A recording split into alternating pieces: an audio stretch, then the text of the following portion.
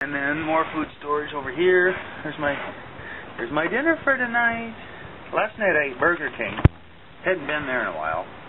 Apparently they've invented a quad burger there at Burger King now. In addition, apparently the triple Whopper with cheese wasn't enough.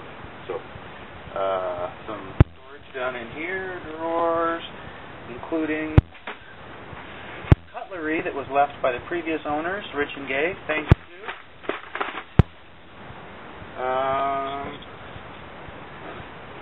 don't know what that sticker is. Oh, very important. Okay, again, more fire protection route, very important.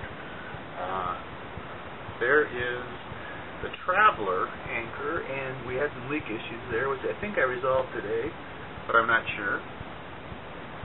We'll run over here into the nav station of the boat, which really doesn't have much like navigation equipment. Actually, it has no navigation equipment. It does have a fairly decent ICOM FSD, which I have no idea how to use. I've not picked up anything on it, so maybe it's a tuning issue, I don't know. And it's got a decent little ICOM VHF radio. Inside of the nav station, we've got a bunch of charts and plotting equipment. Here's Mr. Tim Loesch. And we got more cleaning equipment and tools down underneath. Immediately aft of this is... hold on a second. That was important. Okay. Back in here, I know it's awful dark, but we've got the pilot's berth, which is a fairly spacious little single berth for somebody, especially if it didn't have all that shit in it. But, anyway, that's probably the most comfortable place to sleep in heavy weather. And that will probably be your home, Mr. Mills, if and when you come on board. And then we'll go to the port side of the boat, and you'll see where Nancy and I intend to live. It's awful dark in here, but there's basically a double-sized bed back there. At least it's double width at the front, not anywhere near that at the back, with a little locker and storage underneath the bed. So, anyway, then we head up the companionway. There's some drawers underneath the steps. We come up to the vintage electrical panel right here. Anyway, that's going to need to be replaced. I don't even know what some of this stuff is. We've got an autopilot right here. First step down the companionway does not work at all.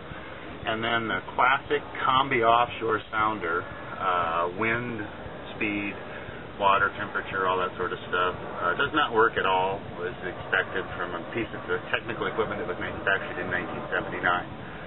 So, anyway, and then one last thing down here. The boat has a butterfly hatch on it, which is kind of rare, and it's good and bad, but up above the dinette is the hatch. It opens up for plenty of air and plenty of sun, so that's the good part, especially if I'm on board with Tim simultaneously, and there are any beans on board. The bad thing is that it seems to leak, and we can't figure out why, so we need to get to work on that. It's not a good place to be if it's raining outside. So we'll head upstairs again here, and we'll go into the cockpit of the boat. Oh, hey, hold on. Another fire extinguisher, Ralphie. We're always worried about your safety. Okay.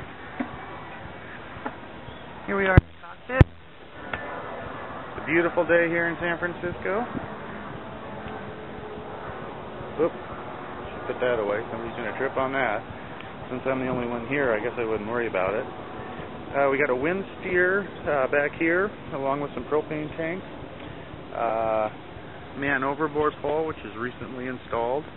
And a nice small teak cockpit.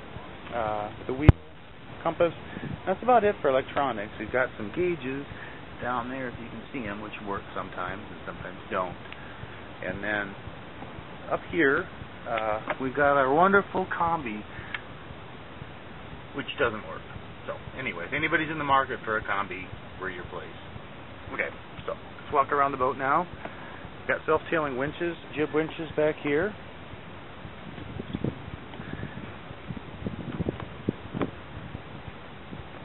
Bronze Traveler, very impressive. That's where the leak was earlier today. Oops, sorry about that.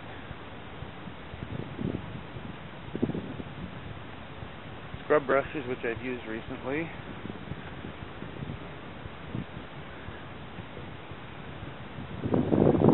The boat's equipped with a mainsail, a staysail, and a jib, all of which need to be replaced. Here's that bathroom hatch we talked about earlier. And we've got a wonderful little locker up front here for all of our extra stuff.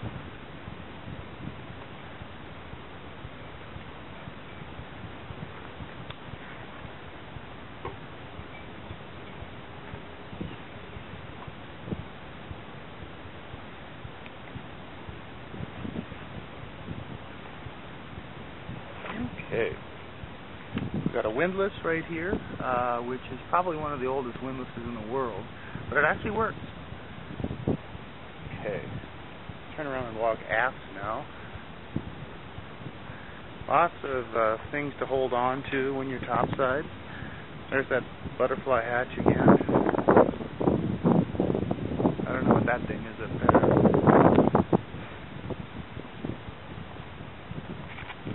Lots of teak, which is going to be fun to maintain.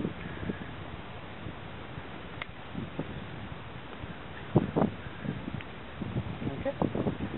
And we're going to go downstairs again.